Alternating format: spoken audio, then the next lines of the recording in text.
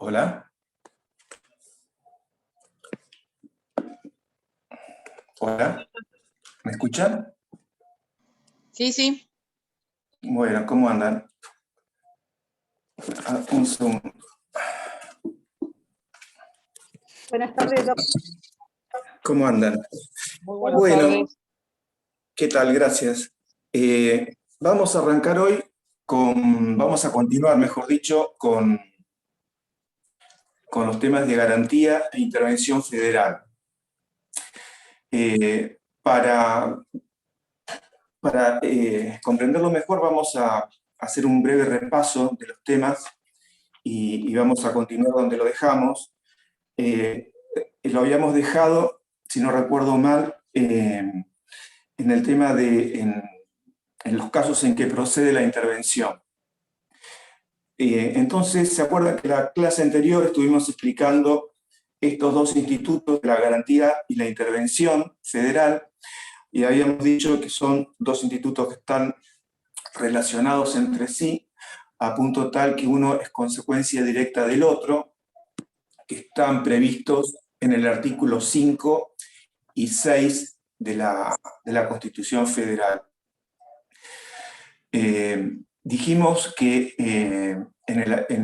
la garantía estaba en el artículo 5, donde en la primera parte están las reglas de sujeción, que son las condiciones que sí o sí tiene que adecuar cada provincia cuando dicta su propia constitución, y que esas reglas de sujeción no pueden ser violentadas por parte de esa provincia, y que en caso de que ello ocurra, habilita al dictado de la intervención federal.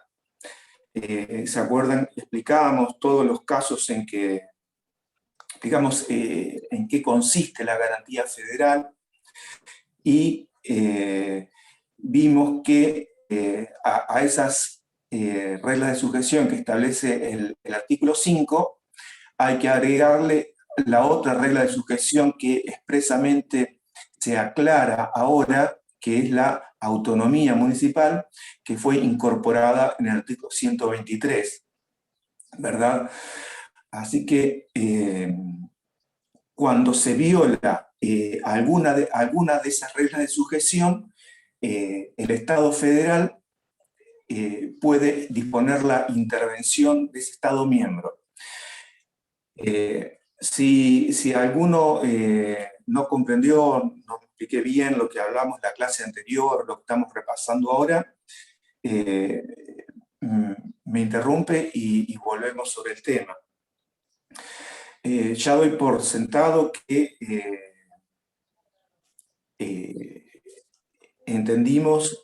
se entendió cuando se encuentra alterada la forma representativa y republicana de gobierno, que es la primera regla de sujeción, ¿verdad?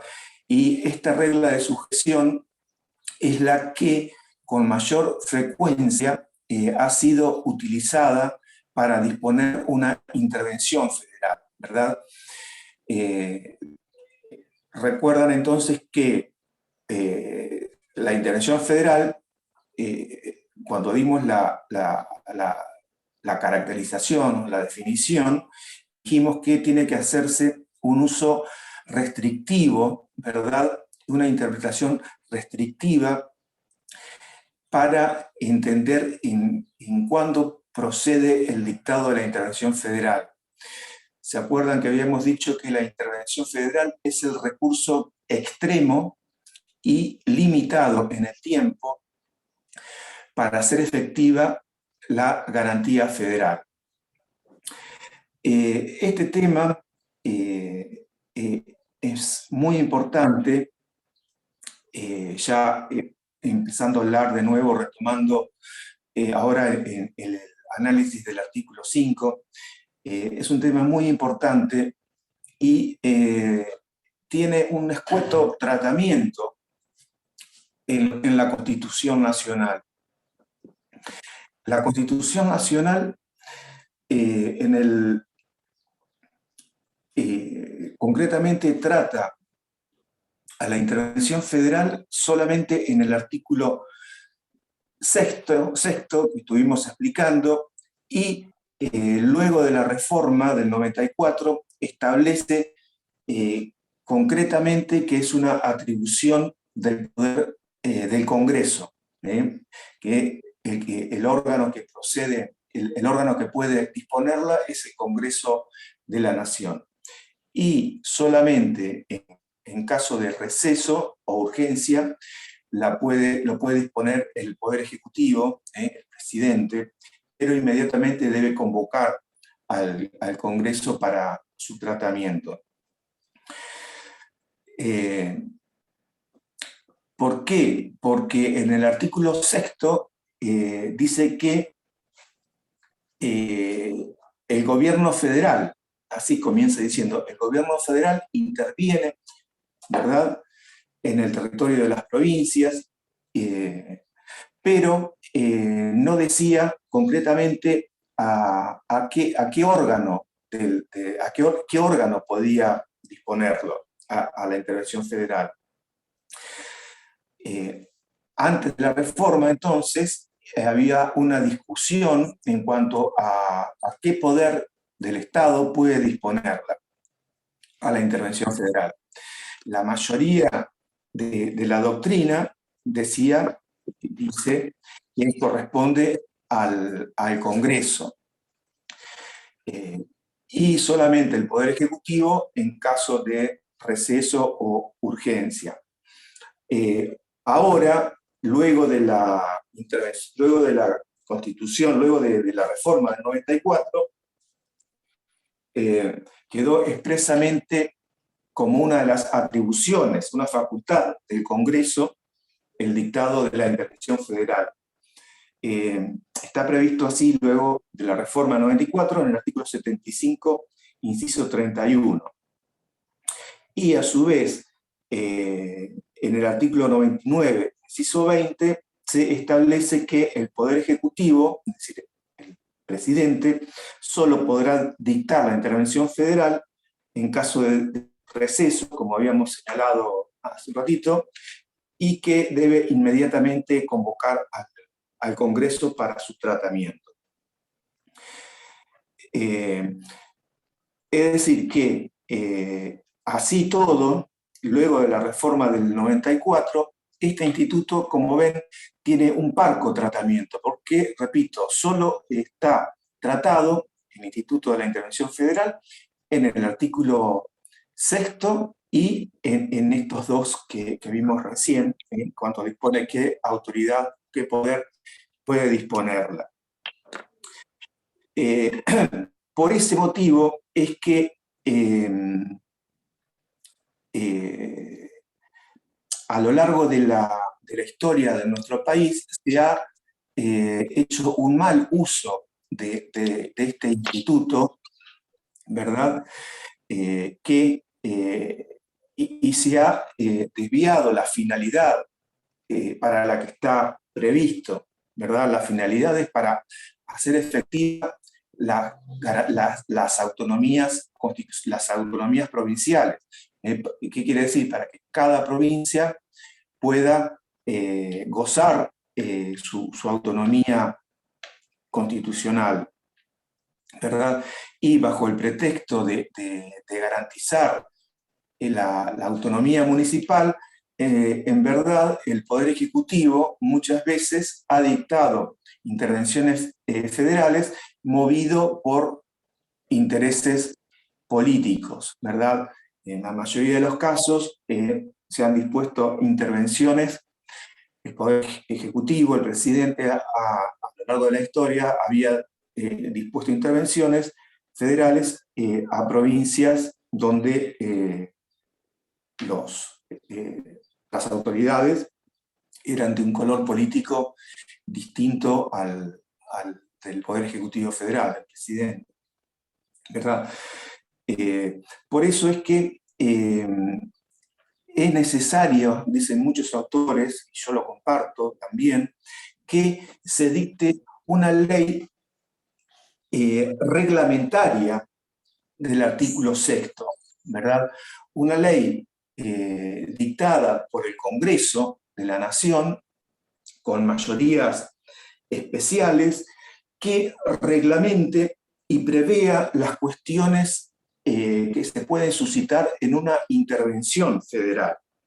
¿Para qué? Para evitar abusos y que no sea dictado con fines contrarios a la Constitución Nacional, que no se dicten intervenciones, repito, con fines contrarios a los que prevé la Constitución Nacional. Así, en esa ley orgánica se tendría que establecer, por ejemplo, el plazo de duración de la intervención. Se tendría que disponer, por ejemplo, también ante qué autoridad va a rendir cuenta el interventor federal por sus actos, ¿verdad?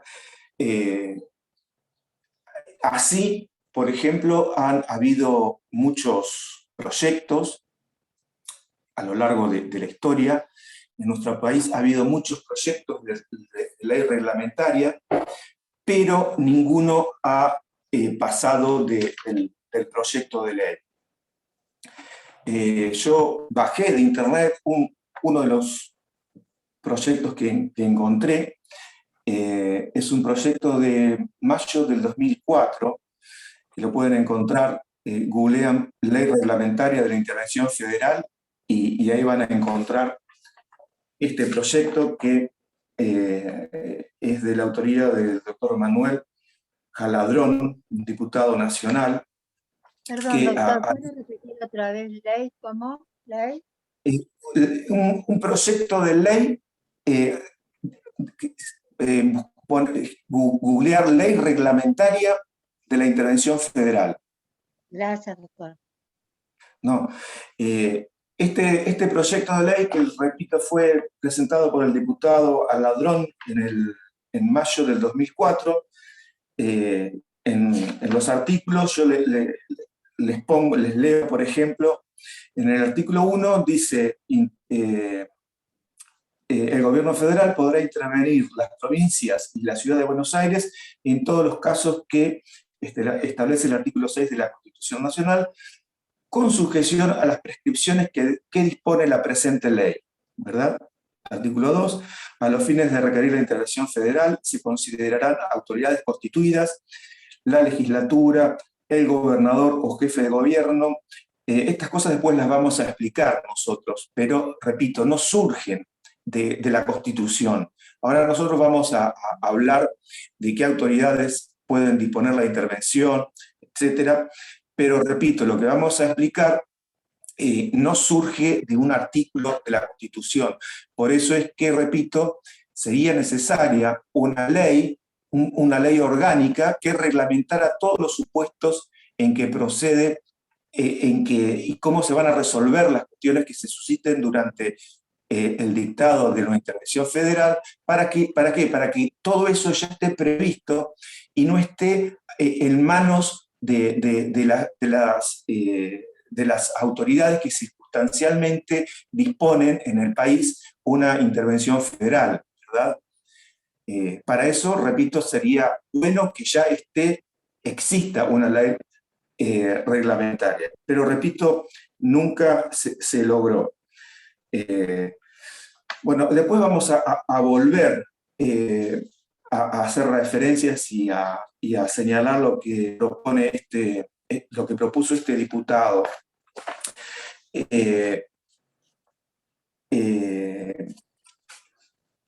Pero lo que uno se da cuenta en los hechos actuales es que por qué durante los 18 últimos años, o durante por ejemplo, durante el gobierno kirchnerista, ¿por qué no se dictó una ley reglamentaria de la intervención federal? Obviamente porque no tenían, porque las mayorías que detentaban, las mayorías parlamentarias, para que procediera el dictado con diputados y senadores, obviamente no le interesaba que esto caminara. Por ese motivo, por más que se interpusieran proyectos, no iban a pasar nunca de un proyecto, ¿verdad? Y así, a lo largo de toda la historia en nuestro país, nunca hubo acuerdo para que se dictara una ley que resolviera estas cuestiones. Porque, repito, las mayorías circunstanciales no les interesaba que estuviera establecido en una ley reglamentaria. ¿Me explico? Después vamos a volver sobre este tema. Entonces, nosotros ya en la clase anterior dimos la caracterización de la intervención federal, vimos los casos en que procede el dictado de la intervención federal y dijimos que los casos en que procede surgen del artículo 6, ¿verdad? Que en el artículo 6 hay 4 supuestos que prevé la Constitución como supuestos que habilitan el dictado de la intervención federal, y recuerdan que para un mejor estudio nosotros los agrupamos bajo 2 títulos. En los primeros 2 supuestos que surgen de la lectura del artículo 6, nosotros los agrupamos bajo el título de intervención federal per se o intervención federal por decisión exclusiva del gobierno federal, y bajo el título de intervención federal a pedido de las autoridades constituidas, nosotros agrupamos los supuestos 3 y 4 que surgen del artículo 6. Bien, y también dijimos que había, ¿se acuerdan? Explicamos que hay un 5º supuesto de intervención federal que no es aceptado por la cátedra, que denominamos intervención federal preventiva, ¿verdad? Y que ocurrió por primera vez en 1962, cuando el presidente en ese momento, que era Frondizi, dispuso la intervención federal per se en todos los estados miembros donde resultaron victoriosos candidatos de extracción justicialista en las elecciones que hubieron en ese año, y el Poder Ejecutivo dijo que lo hacía para garantizar la forma republicana de gobierno, y juzgó a autoridades que todavía no habían entrado en ejercicio, ¿verdad? Autoridades electas que todavía no habían entrado en ejercicio, y de ahí la denominación de intervención federal preventiva. Ese tipo de intervención federal es una desnaturalización del primer supuesto, que es la intervención federal cuando se encuentre afectada la forma, para garantizar la forma representativa y republicana de gobierno, que es el primer supuesto que aparece en el artículo 6. Entonces, como señalamos también, tiene que hacerse una interpretación restrictiva de ese supuesto, y de ahí que no corresponde que se pueda disponer en forma preventiva una intervención federal, ¿verdad? ¿Por qué? Porque este título, el título de intervención federal, cuando se encuentre para garantizar la forma representativa y republicana de gobierno, es un título muy laxo, muy amplio, ¿verdad? Entonces tiene que hacerse una interpretación restrictiva. ¿Por qué? Recuerdan que habíamos dicho que la intervención federal es un recurso extremo, ¿verdad? De carácter que tiene que hacerse una interpretación restrictiva y limitada en el tiempo. ¿Qué quiere decir? Que, ¿por qué? Porque las autoridades de ese Estado miembro en cuestión tienen en su constitución estadual los elementos para eliminar cualquier alteración que pueda sufrir en su vida institucional. Es decir, ellos mismos tienen los remedios para disponer las soluciones que puedan afectar la vida institucional de ese Estado miembro, ¿verdad? De ahí el tema de las autonomías, de las autonomías provinciales. ¿Y qué quiere decir? Que en última instancia, como un recurso extremo, es que va a proceder el gobierno federal a intervenir esa provincia en cuestión, ¿verdad? El gobierno federal, que ahora quedó claro quién es, qué órgano del gobierno federal, como dice el artículo 6. Es decir, que el gobierno federal va a ser el Congreso. Y en caso de urgencia o receso del Congreso, lo podrá disponer el Poder Ejecutivo. Entonces, y habíamos visto también que,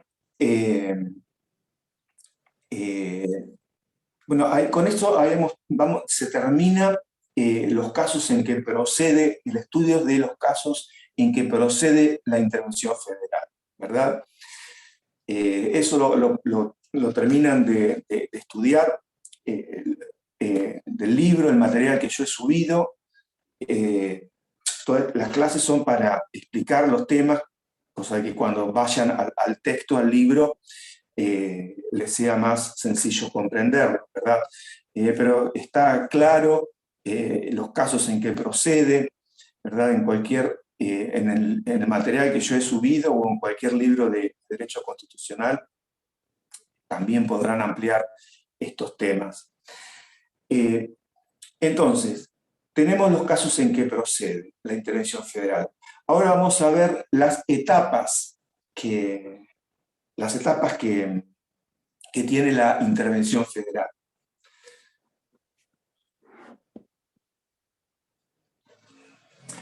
La intervención federal tiene dos etapas. Una etapa que se denomina etapa declarativa y la otra es la etapa ejecutiva. En la etapa declarativa vamos a responder los siguientes interrogantes. El primer interrogante que aparece es ¿cuál es la naturaleza del acto de la intervención federal? La naturaleza de la intervención federal es un acto político, es decir, tiene naturaleza política, ¿verdad? De ahí que al ser un acto político, el otro interrogante que hay que responder es qué poder lo puede disponer. Ahora, luego de la reforma del 94, este interrogante, la respuesta surge del texto de la Constitución, en los artículos que vimos anteriormente. En el 75, inciso 31, dice que es facultad del Congreso, y en el 99, inciso 20, dice que solo podrá disponerla el Poder Ejecutivo en caso de receso del Congreso y que debe inmediatamente convocarlo al Congreso para que proceda a su tratamiento. Es decir, que este interrogante tiene la respuesta en la Constitución. Pero antes del 94, antes de la reforma, estaba la discusión entre si correspondía a los poderes, a qué poderes políticos, porque ya dijimos que es un acto de naturaleza político. Entonces, al ser de naturaleza político, queda afuera, queda como una cuestión no judiciable. Y entonces quedan los otros dos poderes, ejecutivo y legislativo. como señalamos también, la mayoría de la doctrina decía, se inclinaba a que correspondía al Poder Legislativo, es decir, el Congreso, y solo en casos de urgencia podía dictarlo el presidente. Con respecto al primer interrogante, ¿cuál es la naturaleza de este acto? El doctor Sucherino comparte lo que ha dicho la Corte originalmente, y nunca ha variado esta postura, al resolver que es un acto político, de naturaleza política. Con lo cual, la Corte, al establecer que es un acto político, establece que es una cuestión no judiciable. ¿Verdad? ¿Qué quiere decir que es una cuestión no judiciable cuando el Congreso, ¿no?, dicta una ley que dispone la intervención federal? ¿Qué quiere decir que es un acto no judiciable?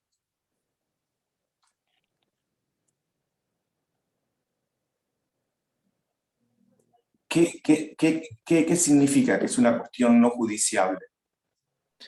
En general, una cuestión política no se puede, digamos, hablando mal y pronto, meter el Poder Judicial. Exactamente, exactamente. Es así. Al ser una cuestión judiciable, dice la Corte que, por ejemplo, el Poder Judicial no podrá atacar o no podrá señalar o no podrá llevársele a sede judicial la revisión para que el Poder Judicial declare inconstitucional esa ley que dispone la intervención federal. ¿Por qué? Porque la Corte ya dijo que la intervención federal es una cuestión no judiciable. Al respecto, Sucherino no comparte ese criterio que ha sentado la Corte, como que esa es una cuestión que corresponde a los poderes políticos, que la Corte no tiene por qué meterse en esa cuestión. Sucherino está de acuerdo que es una cuestión, que es un acto político, pero no está de acuerdo con que con que el Poder Judicial no pueda revisar la constitucionalidad de esa ley, ¿verdad? Pero repito, esa es la opinión del doctor Sucherino, pero la Corte nunca ha variado su postura con respecto a considerar que es un acto político, el dictado de esa ley. Y precisamente porque es un acto político, una cuestión no judiciable, con mayor razón es que tendría que existir, repito, una ley reglamentaria de la intervención federal. Repito, para que prevea y reglamente cuestiones referidas a la intervención federal.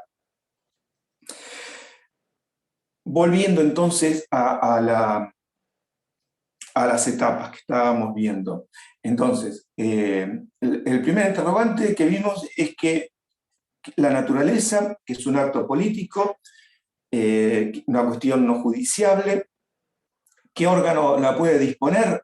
Vimos que ahora, luego de la reforma del 94, es una facultad del Congreso y que el Ejecutivo, el presidente, solo la puede dictar en caso de receso del Congreso y que inmediatamente debe convocar al Congreso para que proceda al tratamiento de esa cuestión. Es decir, que el presidente por un decreto puede disponer la intervención, pero inmediatamente debe convocar al Congreso para que se aboque al tratamiento de la ley.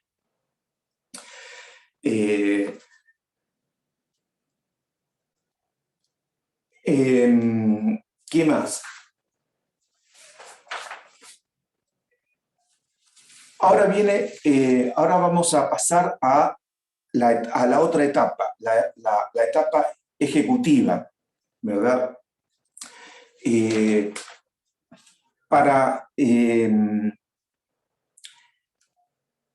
como conclusión de lo que vamos a ver ahora de la etapa ejecutiva, cómo funciona la etapa ejecutiva, Sucherino les da un ejemplo, hace un símil con una intervención quirúrgica para explicar las dos etapas, ¿verdad? En una intervención federal. Y dice que la intervención federal sería una operación que se realiza para extirpar un mal que perturba la vida constitucional de la nación por el mal funcionamiento de una provincia, ¿verdad? Y que la eficacia de esa operación va a depender del acierto en el diagnóstico y de la habilidad del cirujano. Repito, dice que es una operación que se realiza para extirpar un mal que perturba la vida constitucional de la nación, que se ve afectado por el mal funcionamiento en una provincia. Y que la eficacia de esa operación va a depender del acierto en el diagnóstico y de la habilidad del cirujano. ¿Por qué? Cuando él dice que va a depender del acierto en el diagnóstico, hace referencia al Congreso, porque el Congreso es el que va a disponer la intervención federal, porque acertó diciendo que había un cáncer en la provincia, supónganse, de Catamarca, y que si no se procedía a extirpar el tumor que afectaba la vida constitucional de esa provincia, podría fallecer el paciente. Y la habilidad del cirujano está representada en el Poder Ejecutivo. ¿Por qué? Porque el presidente es el que va a llevar a cabo la intervención federal. Es decir, el Congreso dijo hay que operarlo porque si no el paciente se muere, tiene un cáncer y hay que operarlo. Y el presidente es el cirujano que, mediante un funcionario que ahora vamos a ver, se llama interventor federal, va a ser el que va a llevar a cabo esa operación. ¿Se entiende? Es decir, que la etapa declarativa corresponde al Congreso, es lo que estoy queriendo explicar. La etapa declarativa corresponde al Congreso y la etapa ejecutiva es la que va a llevar a cabo el presidente. El presidente es el que va a llevar a cabo la intervención federal que previamente dictó el Congreso de la Nación mediante la ley, ¿verdad? Y el presidente, que viene a ser el cirujano, en el símil de la operación que vimos recién, el cirujano, el presidente, no se podrá exceder de los puntos que previamente estableció el Congreso en la ley, ¿verdad? Así, por ejemplo, si la ley que dictó el Congreso establece que se va a llevar a cabo la intervención federal del órgano legislativo del Estado, de la provincia de Catamarca, supónganse, el presidente, cuando le dé instrucciones al interventor, que ahora vamos a ver, no le podrá dar instrucciones diciéndole, bueno, ya que vas a la provincia de Catamarca, de paso cañazo, intervenís el Poder Judicial, ¿verdad? No lo puede hacer, tiene que atenerse a las instrucciones, a los puntos que estableció la ley que dictó el Congreso, ¿verdad? ¿Cómo va a llevar a cabo el presidente, cómo va a llevar a cabo la intervención federal? El presidente va a designar un funcionario que se va a llamar el interventor federal, que es el que se va a constituir en el estado, en la provincia en cuestión, y va a llevar a cabo la intervención federal. El presidente le da al interventor, le da instrucciones para que lleve a cabo. Y esas instrucciones, repito, tiene que ser conforme a los puntos que estableció la ley del Congreso. De ahí que no puede excederse en las instrucciones. Y el interventor federal va a ser un representante directo del presidente, ¿verdad? Y el interventor federal también va a tener va a responder civil y penalmente por los actos que lleve a cabo. ¿Alguna duda de estos temas que estamos viendo?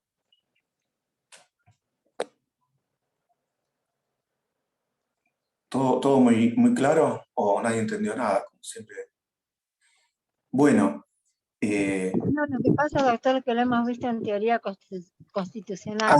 Entonces, como es más, se hace como, o sea, lo tenemos que estudiar, pero es como que vamos recordando cosas.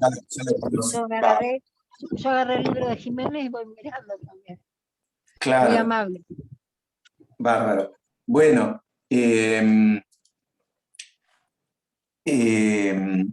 entonces tenemos la etapa ejecutiva. Para terminar este tema, entonces vamos a ver cómo procede el interventor a llevar a cabo la intervención federal. Vamos a dar, por ejemplo, que haya una intervención federal amplia, es decir, que el Congreso disponga una intervención federal amplia que abarque el poder legislativo de la provincia, poder legislativo, ejecutivo, judicial y también la esfera municipal de esa provincia. Entonces, el interventor, con respecto al gobernador, mediante un decreto, el interventor lo sustituye al gobernador y lo hace cesar en el cargo. En el caso de que se disponga la intervención federal en la legislatura estadual, también mediante un decreto la declara disuelta a la intervención y declara la caducidad de los mandatos de todos los integrantes de la legislatura, la caducidad de los mandatos de todos los integrantes de la legislatura, y va a designar un interventor específico que va a tener un interventor específico provisto solamente de facultades meramente administrativas en la legislatura. En caso que se disponga la intervención del Poder Judicial, aquí, ¿cómo va a proceder el interventor? También el interventor va a disponer que todos los magistrados y los integrantes del Poder Judicial van a quedar en comisión, y al declararlos en comisión, también mediante un decreto, ¿no?, los magistrados pierden ¿qué cuestión? ¿Qué es lo que pierden cuando se los declara en comisión? La garantía de jurisdicción. Pierden la garantía de inamovilidad en el cargo, porque de lo contrario, si no le quita esa garantía y los declarándolos en comisión, no podría proceder el interventor a remover tal o cual magistrado. Entonces, una vez que los declara en comisión, puede proceder a la remoción total o parcial de los miembros del Poder Judicial, y con la confirmación, los magistrados van a reasumir la inamovilidad. Y por último, en el caso que haya una intervención federal en la esfera municipal, también mediante un decreto, el interventor va a disponer la caducidad de los mandatos del titular del Poder Ejecutivo Municipal y la caducidad de los mandatos de los ediles, y va a designar un funcionario que se denomina comisionado municipal, que va a ser el que se quede a cargo de la institución municipal.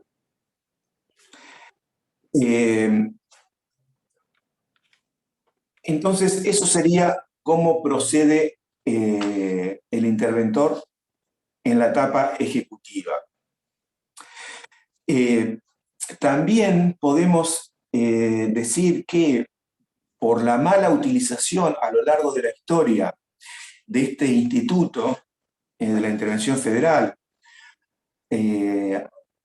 por la mala utilización y una desnaturalización de este instituto, ¿verdad?, sumado a la falta de una ley orgánica que regule cómo va a proceder el interventor, y a los abusos que en consecuencia ha habido fundamentalmente por parte del Poder Ejecutivo Federal, el presidente, en los dictados de intervenciones federales, en muchas oportunidades, es que muchas cartas constitucionales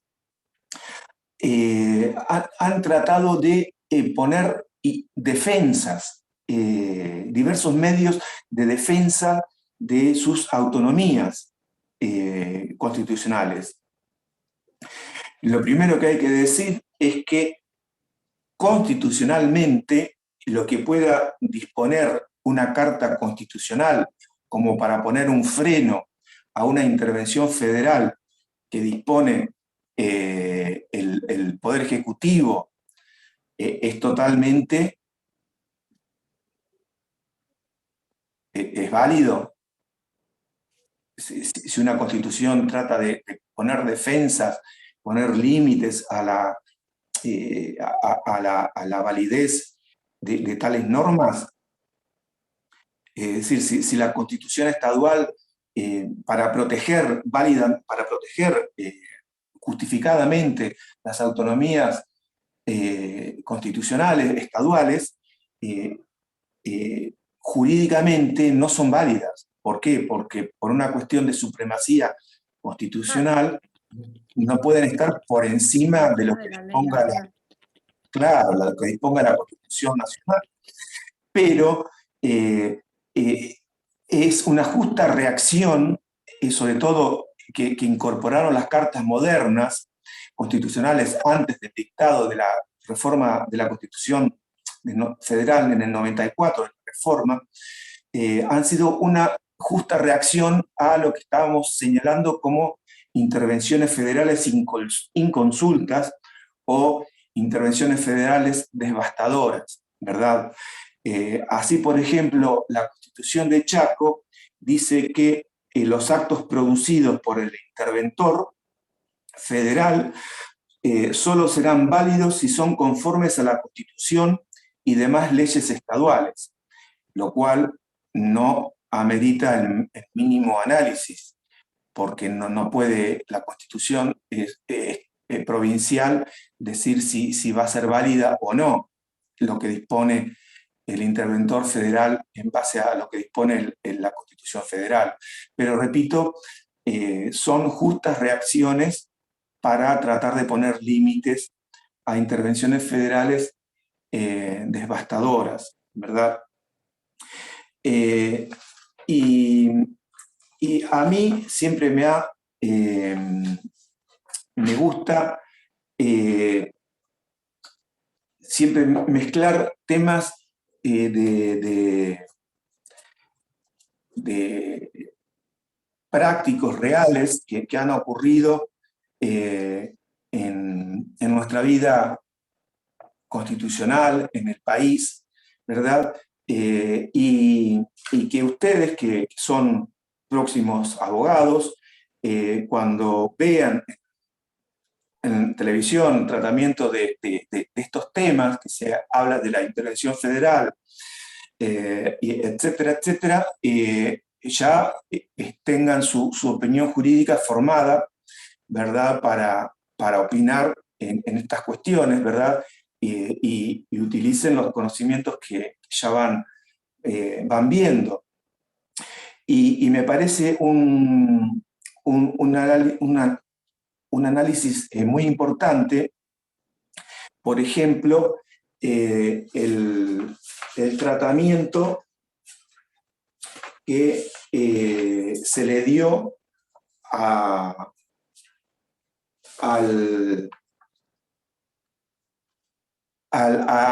la cuestión de Santa Cruz, en el caso que siempre aparece en el tapete cuando se habla de la garantía de inamovilidad, es decir, garantía de inamovilidad, separación de poderes, ¿verdad? Porque estamos viendo qué cosa con este tema, qué es lo que dijimos de la intervención federal, que la intervención federal que dispone ahora que ya terminamos de ver todo el tema, la intervención federal, entonces, en resumidas cuentas, por ejemplo, se va a disponer cuando en un Estado miembro, en una provincia, no se respete la forma republicana y representativa de gobierno. ¿Estamos de acuerdo? Es lo que vimos, el primer supuesto que prevé el artículo 6º, cuando no se respete la forma representativa republicana de gobierno. Es decir, explicamos cuando no se respete los principios republicanos, concretamente. Cuando no se respete, hablamos de la separación de poderes, la responsabilidad de los funcionarios públicos, etcétera, todo lo que vimos la clase del viernes anterior. ¿Y qué había ocurrido en el caso de Sosa en la provincia de Santa Cruz? Este caso lo llevó Daniel Sapsay, que patrocinaba al ex procurador de Santa Cruz, Sosa, ¿verdad? ¿Qué había pasado? ¿Cuál era la situación fáctica de lo que había ocurrido en Mendoza? En Santa Cruz. Resulta que Sosa, que era el procurador, había sido removido de su cargo por el gobernador de Santa Cruz, que era Daniel Peralta, porque se había dividido la procuración en la provincia de Santa Cruz y se había separado el Ministerio Público en dos, en una defensoría y en una fiscalía. Entonces se lo separó del cargo a Sosa, al procurador Eduardo Sosa. Sosa planteó la inconstitucionalidad de ese acto, diciendo que se estaba violando la garantía de inamovilidad en el cargo, y le inició un juicio a la provincia de Santa Cruz, ¿verdad? La Corte de Santa Cruz le dio la razón a Sosa, ¿verdad? Dijo que le asistía la razón y que no se lo podía separar del cargo al procurador Sosa. Pero le dijo que como ya se había nombrado a otros funcionarios, que lo que tenía que hacer era reclamar una indemnización. Eso fue lo que le dijo la Corte de Santa Cruz. se habló en su momento de que le tenía que se lo tenía que indemnizar con $2 millones, pero Sosa no quería plata, no quería ninguna indemnización pecuniaria. Sosa lo que estaba pidiendo era que se lo restituya en el cargo, ¿verdad? Por el cual había sido removido. Y ahí es cuando, con el patrocinio de Daniel Sapsay, recurre a la Corte de la Nación, ¿verdad? Y la Corte de la Nación le dio la razón e intimó al gobernador de Santa Cruz, que era Daniel Peralta, que era el que sucedió a Kirchner,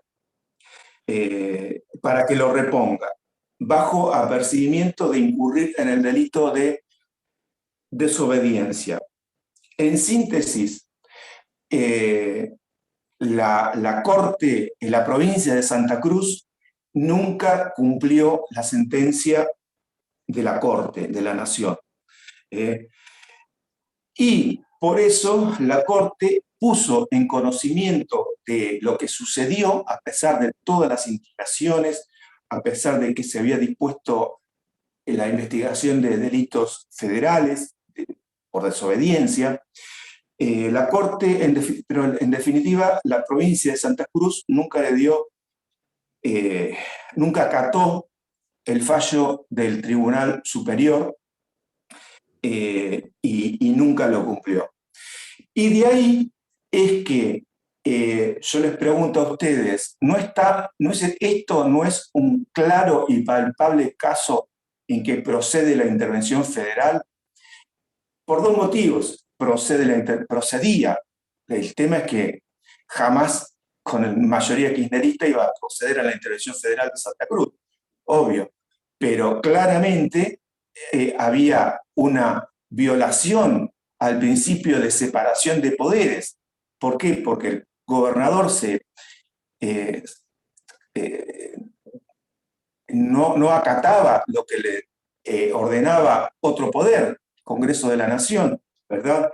La Corte de la Nación, se afecta el principio de separación de poderes y se afecta el principio de inamovilidad en el cargo de los magistrados.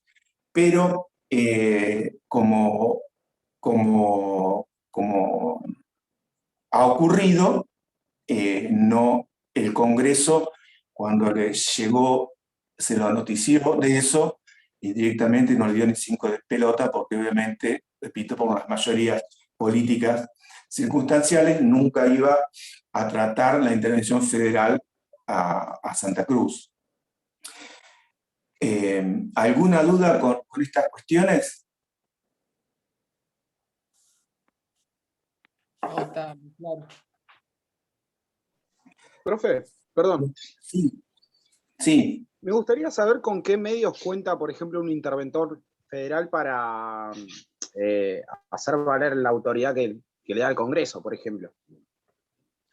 El interventor federal es un representante del Poder Ejecutivo y tiene todas las facultades que surgen es decir, no sé si apunta a la validez constitucional, todos los actos que van a llevar, sin perjuicio de la responsabilidad que pueda tener, son los actos que lleva a cabo van a ser válidos, pero obviamente puede ser revisado judicialmente los actos que lleve a cabo. Y esas cuestiones, por ejemplo, no están, al no existir lo que habíamos dicho anteriormente, al no existir una ley orgánica que establezca, por ejemplo, ante quién rinde cuenta los actos que lleva a cabo el interventor. Eso lo dice la jurisprudencia, rinde cuenta, le digo, ante el Auditor General de la Nación. Ahí rinde cuenta, pero no está previsto en la Constitución. O, por ejemplo, ¿qué jurisdicción va a ser válida para revisar los casos, los actos que lleva a cabo el interventor. ¿Va a ser la jurisdicción ordinaria de la provincia o va a ser la jurisdicción federal? Va a ser la federal, pero no está previsto en una ley orgánica que claramente establezca en una ley todas estas cuestiones, ¿verdad? Por eso es la importancia, repito, de que haya una ley que ya reglamente todas estas cuestiones. Por ejemplo, otra cuestión que no está resuelta y que es pregunta de examen. Por ejemplo, y ya lo vimos nosotros cuando hablamos de la autonomía municipal, y ahora lo van a comprender claramente. ¿Qué pasa con, por ejemplo, con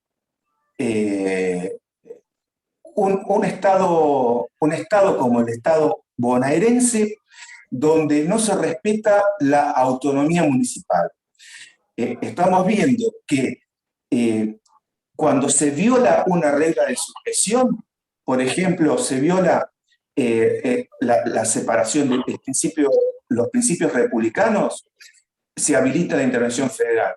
Cuando no se respeta la regla de sujeción que establece el 123, que es otra regla de sujeción que se incorpora al artículo 5, ¿verdad?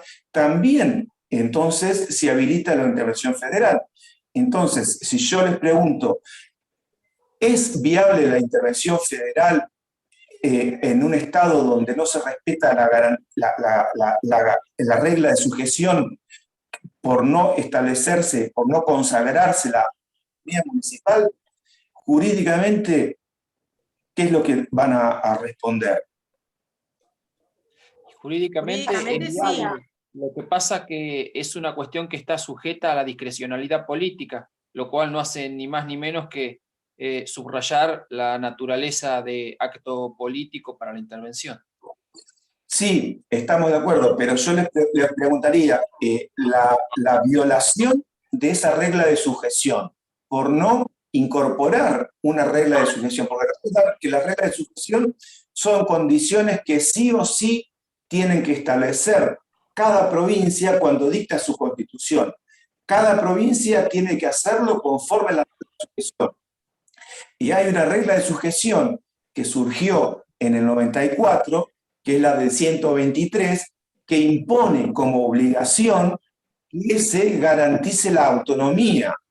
Entonces, lo que yo les pregunto, si una provincia como la de Buenos Aires no establece la obligatoriedad de la autonomía en su constitución, claramente está violando el artículo 5 y el 123 y claramente habilita a que el Congreso disponga la intervención federal a un Estado municipal, ¿verdad?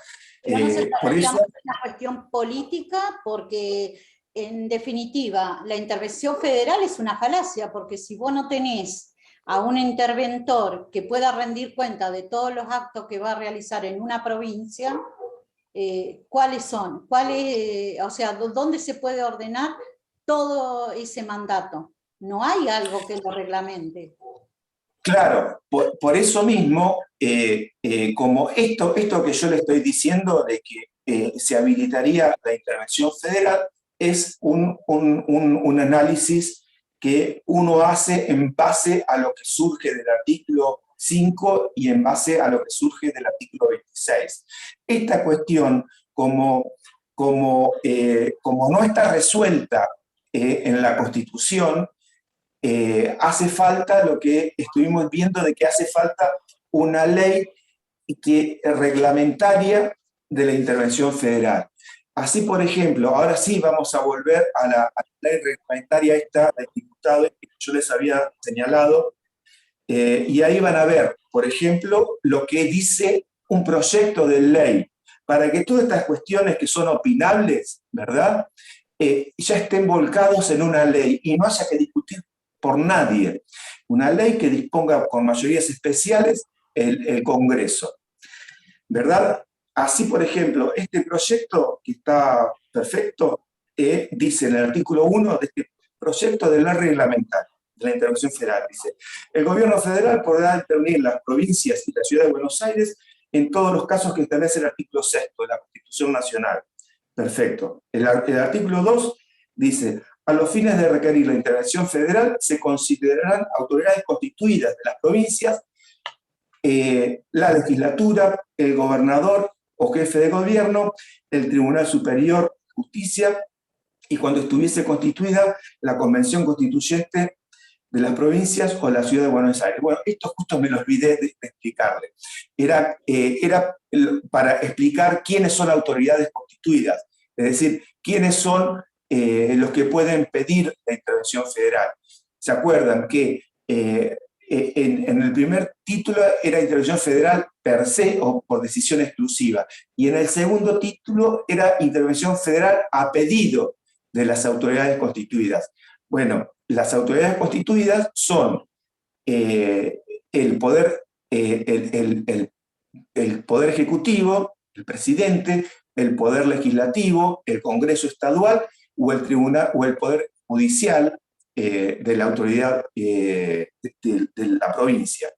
Y en el caso de que haya una comisión reformadora de la Constitución provincial, esa convención reformadora también es autoridad constituida habilitada a requerir la intervención federal.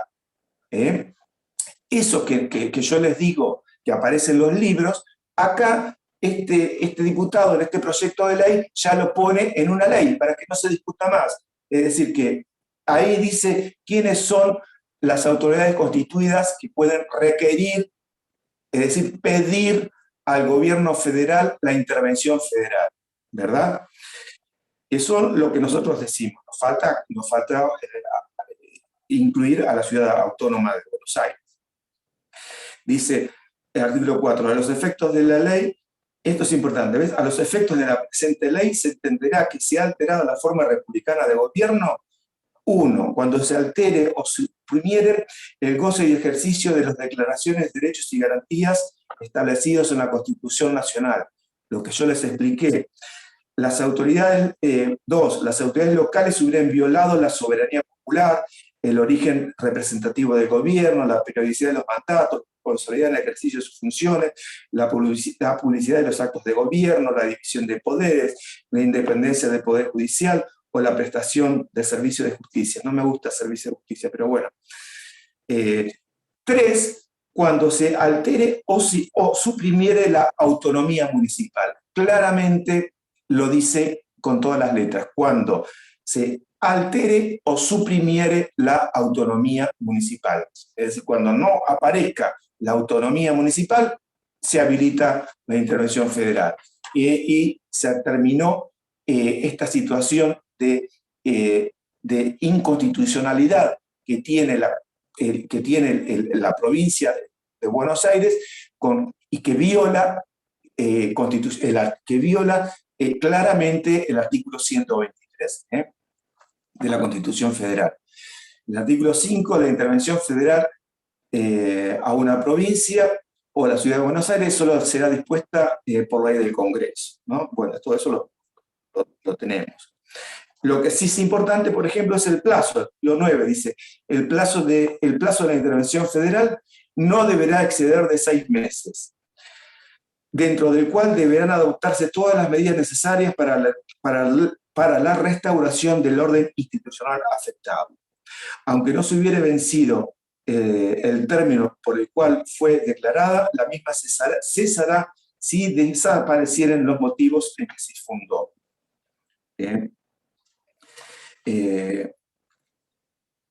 Y otro artículo importante sería lo que señala acá: el interventor federal tendrá expresamente prohibido ejercer funciones judiciales o arrogarse el conocimiento de causas pendientes. Bueno, el artículo 18 es lo que yo les había comentado también, el artículo 18 de este proyecto de ley, ¿no? Dice, todos los actos del interventor que motiven responsabilidades de carácter civil o criminal serán juzgados por la justicia federal con jurisdicción en la provincia intervenida. Bueno, todas estas cuestiones, que repito, surgen de la interpretación doctrinaria, ¿verdad? Tendría que estar establecidas en una ley reglamentaria de la intervención federal para que, repito, no haya intervenciones federales abusivas. Aguárdenme un segundito que voy a hacer una captura de pantalla.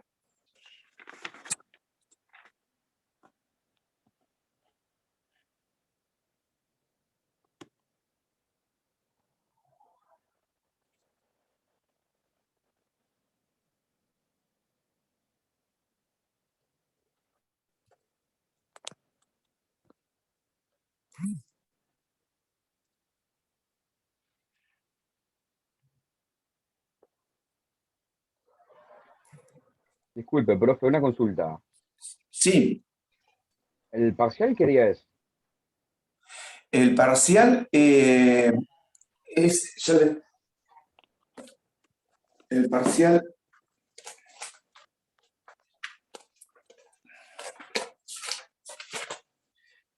según lo que a mí me informaron de Bedería, se dispuso para el 25 de octubre, pero yo, si ustedes están de acuerdo, lo vamos a hacer el 22, el viernes, porque acá hay 3 semanas, el 25. Lo haríamos el viernes 22, el 22 de octubre, día que nosotros tenemos, que es el viernes. ¿Es presencial, online? ¿Cómo sería? Todavía no me informaron. Espero que lo podamos hacer presencial. En teoría, sí, vamos a poder hacerlo de forma presencial. Va a ser escrito igual. Bien. O sea, Sí, me parece el 25 mejor porque, bueno, laboral rendimos el 21 y como para organizarse un poco, si puede ser. Lo que pasa es que el 25 es viernes. Es lunes. Es lunes. Y nosotros tenemos los viernes. Claro. Nunca coinciden el viernes. Sí, igual falta bastante. Sí. Los que tenemos la excepción aprobada, Sí, no, se ¿qué respeta. pasa? ¿Se respeta? ¿Debemos ir a la facultad? No, si no pueden concurrir, lo vamos a hacer virtual. ¿Grito virtual? No, seguramente va a ser con un trabajo y un cuestionario. Ah, listo. Perdón, doctor, para resolver en el momento. No, para el trabajo, para un trabajo de investigación y un cuestionario, van a tener plazo para presentarlo. Muchas gracias. El resto diríamos presencial el viernes. Claro, en el horario digo yo, esperemos que sea en el horario de clase, ¿no? En el horario que tenemos 16:45. Porque si no se complica, ojalá. Claro. Por eso es que van a hacer preguntas sobre temas que vemos en las clases. No les voy a preguntar nada de que no se haya explicado en clase. Bien. Preguntas a desarrollar, digamos. Claro, exacto. De temas que vimos en clase. Gracias. Gracias. No, de nada. Así que si alguno llega a estar al tanto, todavía no han dicho nada si se va a hacer presencial. A mí me parece, escúchame, están en secundaria, van todos los chicos, todos los alumnos, ya con una anticipación, creo que no habría problema para los que puedan ir en hacerlo. Profe, habían anunciado al comienzo del cuatrimestre que las instancias evaluativas sí eran presenciales. ¿Las clases qué? Habían anunciado al comienzo del cuatrimestre que las instancias evaluativas sí eran presenciales. Claro, perfecto. No, así que creo que vamos a tener algún aula grande, amplia, y podamos estar separados y poder hacerlo. No creo que haya problema. ¿Alguna duda de los temas que vamos viendo o de temas anteriores? Aprovechen y me preguntan para aclararlos. Una consulta, una inquietud. Sí, sí. Me nació la duda, si respecto a la intervención federal, respecto a un poder judicial provincial, si la puesta en comisión alcanza solamente a la cabeza del órgano jurisdiccional, o sea, a los magistrados, o si también se pone en comisión a los funcionarios. No, a los magistrados, a los jueces, a todos, por ejemplo, a todos los jueces del Departamento Judicial de Mar del Plata quedarían en comisión. Y ahí puede remover a tal Juan Pedro, que la manzana podrida, digamos. Y una vez que el resto son confirmados, reasumen la garantía. Pero estamos hablando de los magistrados y de los magistrados. De los magistrados. ¿Verdad? Los funcionarios, claro. Secretarios, jerarquía, secretario, claro. No, los secretarios pueden ser, hay medios administrativos para hacerlos cesar, ¿verdad? La Corte puede hacer sumarios, pero a un juez no lo puede remover. Bueno, muchachos, muchachas, nos veremos entonces el viernes que viene y vamos a ver si podemos ir terminando con algunos temas que nos quedan de la parte de derecho municipal, para volver, ya vimos estos temas, para ir mezclando temas de derecho constitucional, federal y estadual, y los temas de derecho municipal, que son los propios de nuestra materia. Así que bueno, nos vemos el viernes que viene. Que tengan buen fin de semana. Muchísimas gracias, buen fin de semana. Gracias, igualmente para ustedes, profe. Gracias. Hasta luego. Gracias. Hasta luego.